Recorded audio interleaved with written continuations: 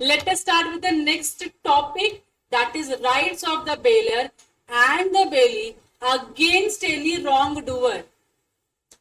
अगर बेलर और बेली का राइट्स क्या होता है, अगर किसी थर्ड पार्टी ने बेलर या बेली के साथ कुछ गलत किया है तो इनके राइट्स क्या होंगे वो डिस्कस किया है सेक्शन 180 एंड सेक्शन 181 में। तो सेक्शन 180 क्या बोलता है, suit by bailor and bailee against the wrong doer. तो पहला, आपके साथ अगर किसी ने गलत किया, से फॉर एग्जाम्पल एक्स और वाई के बीच में कॉन्ट्रैक्ट ऑफ बेलमेंट है, बराबर है, तो कोई दिक्कत नहीं है, लेकिन जेड आपकी टांग अड़ा रहा है बिना मतलब का, कुछ गड़बड़ कर रहा है, कुछ चीजें कर रहा है जिसकी वजह से आपको प्रॉब्लम हो रही है, he is the wrong doer, गलत काम कर रहा है, तो एक्स और वाई जेड के ऊपर क्या कर सकते हैं, सूट कर सकते हैं। ठीक है, if a third person wrongfully deprives the bailee of the use or possession of the goods bail, wrongfully वो क्या बोल रहा है कि तू इस गुड्स को यूज मत कर, क्यों मत कर, तेरा नहीं है, उसका नहीं है, XYZ रीजंस, मतलब आपको टॉर्चर करने का ट्राई कर रहा है वो, और does them any injury, goods को या बेलर या बेली को इंजरी पहुंचाता है, the bailee is entitled to use such remedy as the owner might have used in the like case. मतलब क्या है, से फॉर एग्जाम्पल ये प्रॉपर्टी है मेरी जो मुझे बेलमेंट के कॉन्ट्रैक्ट में मिली हुई है, अब इस प्रॉपर्टी का मुझको पता है क्या यूज करना है, लेकिन एक पर्सन है जिसका नाम है सर्वेश, वो मेरे को अननेसेसरी टॉर्चर कर रहा है, नहीं दे रहा है यूज करने के लिए, मुझे डिप्राइव कर रहा है, नहीं आपको यूज नहीं करना है, नहीं ऐसा नहीं, गलत है, ऐसा कुछ भी हरकतें कर रहा है वो, तो इस सिचुएशन में अब I am the belly of the goods, बराबर की नहीं, तो वो बोलते हैं कि अगर आपको ये गुड्स यूज करने से कोई डिप्राइव करता है, रोकता है या आपको परेशान करता है, तो उस सिचुएशन में आप क्या करोगे, जैसे ओनर के पास राइट होते हैं इस गुड्स के अगेंस्ट में, अगर ओनर ये गुड्स यूज करता और कोई उसको परेशान करता है, गुड्स यूज नहीं करने देता, तो ओनर क्या करता, उस पर्सन के ऊपर केस करता कि नहीं, तो एग्जैक्टली सेम तरीके से बेली के पास भी ओनरशिप की वो राइट्स आ जाएंगे जहां पे वो इस मैटर को लेके जाएगा, रॉन्ग डूअर के अगेंस्ट में क्या करेगा, केस करेगा। समझ में आ रहा है आप लोगों को? Like case if no bailment had been made and either the bailor or the bailee may bring a suit against the third person for such deprivation or injury, जो भी इंजरी होगी या फिर आपको यूज करने से रोकने के लिए जो भी हरकतें की गई रहेगी, इसके सिचुएशन में बेलर या बेली दोनों में से कोई भी थर्ड पार्टी के ऊपर स्यू कर सकता है। तो बहुत बार ऐसा होता है ना, आप कोई प्रोडक्ट लेके आते हो यूज करने के लिए और थर्ड पर्सन बोलते हैं ये मेरा प्रोडक्ट है, तू कैसे यूज कर रहा है, गलत है, जो वो उसका प्रोडक्ट है नहीं, बट वो बोलता है कि मेरा प्रोडक्ट है तो यूज नहीं करने का, तो क्या आप नहीं यूज करोगे यूज? आपको तो पता है ना ये इसका नहीं है, बेलर को पता है कि baler is the rightful owner of the goods, belly is the rightful belly of the goods, और जब बेली ने बेलर से कोई गुड्स राइटफुल तरीके से यूज करने के लिए लिया है, किसी पर्पस के लिए लिया है, और कोई थर्ड पार्टी आके उसको बोल रहा है कि नहीं ये गुड्स मेरा है या फलाना दिखना जो भी बता रहा है उसमें, तो उस सिचुएशन में बेली के पास ओनरशिप, ओनर के जो राइट्स होते हैं सूट करने वाले, वो फाइल कर सकता है, बेली भी कर सकता है या बेलर भी कर सकता है थर्ड पार्टी के अगेंस्ट में केस। क्लियर हो गया ये? और उसके आगे क्या बोला है, एप्रोप्रिएशन ऑफ रिलीफ और compensation obtained by such suit, matter court में गया, कोर्ट ने अवार्ड किया जजमेंट, अब डेफिनेटली ये जो यहाँ पे थर्ड पार्टी वो रॉन्ग डूअर है, तो थर्ड पार्टी को क्या बोला रहेगा कि तुझे इतना कॉम्पेंसेशन देना पड़ेगा बेलर को एंड बेली को, बराबर की नहीं, तो अभी अपने बीच में क्या करेंगे, इसको डिवाइड करेंगे, जो भी बेनिफिट आया है, कॉम्पेंसेशन आया है, वो बेलर और बेली मिलकर डिवाइड करेंगे। So whatever is obtained by way of relief और compensation in any such suit shall as between the bailor and the bailee be dealt with according to their respective interest. तो bailor का जितना interest है उसके हिसाब से benefit उतना भी उसको मिलेगा, और बेली का जो इंटरेस्ट होगा उसके हिसाब से उसको बेनिफिट मिलेगा। समझ में आ रहा है? तो बेनिफिट क्या करेंगे, बेलर और बेली के बीच में डिवाइड कर देंगे, जो भी इस केस फाइल करने के बाद बेनिफिट डिराइव हुआ है उस बेनिफिट की बात कर रहे हैं। क्लियर हो गया आप लोगों को? अब next point, termination of bailment, quickly खत्म हो जाएगा, टाइम नहीं लगेगा इसको। टर्मिनेशन मतलब कैंसिलेशन होता है, कब कैंसिलेशन होगा, तो पहला expiry of the stipulated period, मैंने बोला था 1 मंथ, 1 मंथ खत्म हो चुके हैं ना, तो बेलमेंट क्या हो गया, कॉन्ट्रैक्ट खत्म हो गया है। सेकेंड बोला है फुलफिलमेंट ऑफ द पर्पस, आपने एक्स पर्पस के लिए क्या किया था, कॉन्ट्रैक्ट ऑफ बेलमेंट में एंटर किया था, कॉन्ट्रैक्ट का जो पर्पस था वो फुलफिल हो गया, जिस चीज के लिए आपने गुड्स लिया था वो चीज क्या हो गई, अचीव हो गई, तो अब क्या करना पड़ेगा, आपको गुड्स रिटर्न करना पड़ेगा और कॉन्ट्रैक्ट क्या हो गया आपका, टर्मिनेट हो गया, कैंसिल हो गया, खत्म हो गया। समझ में आ रहा है आप लोगों को? फिर बाय नोटिस, आप नोटिस में तो दे सकते हो ना कि मुझे क्या करना है, टर्मिनेट करना है contract of bailment. See where the bailee act in a manner which is inconsistent with the terms of the bailment, bailor can always terminate the contract. मतलब यहाँ पे रॉन्ग डूअर कौन है, बेली है।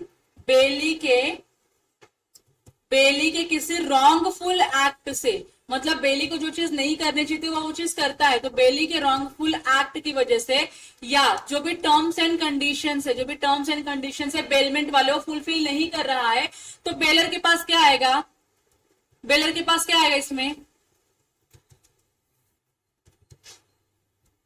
टर्म्स एंड कंडीशंस का non fulfilment करता है, तो इस सिचुएशन में बेलर क्या करेगा, टर्मिनेट कर देगा कॉन्ट्रैक्ट ऑफ बेलमेंट। मैंने ये देखो, ये बेली है, बेली ने क्या किया है, इनकंसिस्टेंट यूज ऑफ गुड्स किया है, इनकंसिस्टेंट यूज ऑफ गुड्स किया है, या फिर नहीं इतना ही, इनकंसिस्टेंट यूज ऑफ गुड्स किया है।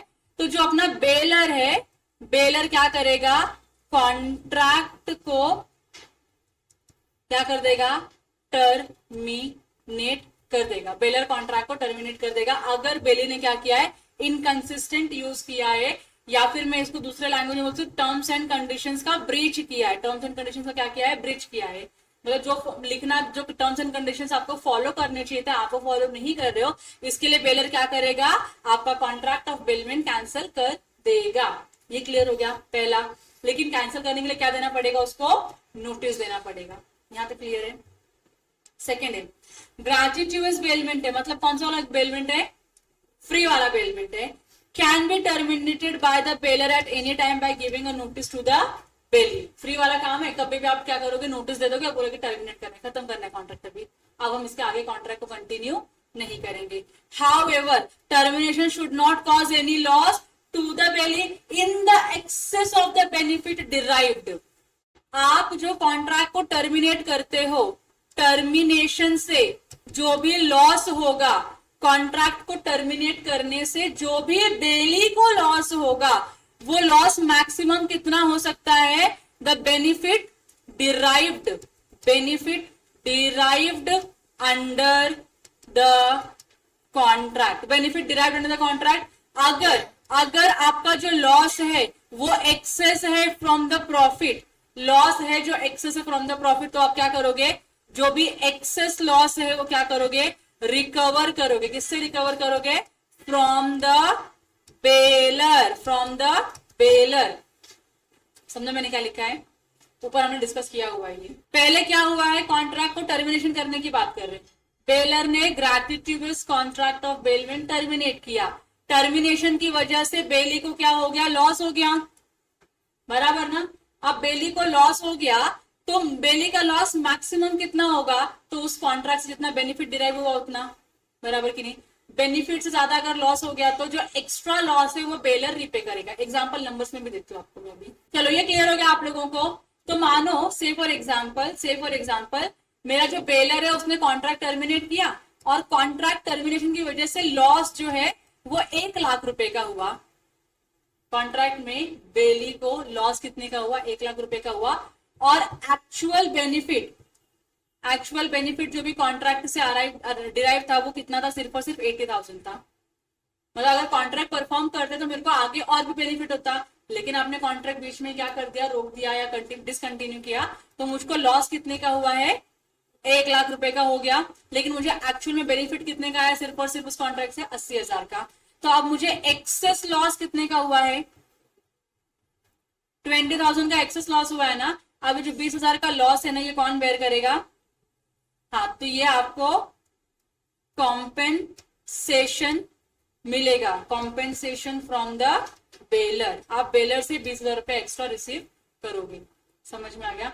आपके लॉस को हमने लिमिट कर दिया, कितने तक लिमिट किया है, to the maximum amount of profit और benefit derived under a contract. Maximum जितना प्रॉफिट हुआ है उतने का ही आप लॉस बेयर करोगे, एक्सेस लॉस जो होगा वो बेलर आपको रिपे करके देगा। क्या लिखा है, बाय डेथ बेलमेंट का जो आपका ग्रेच्युटोस बेलमेंट है वो क्या हो जाएगा, टर्मिनेट हो जाएगा, चाहे बेलर या बेली की डेथ हो जाएगी। तो समझ में आया, कोई भी एक पार्टी की डेथ होती है तो कॉन्ट्रैक्ट टर्मिनेट हो जाएगा।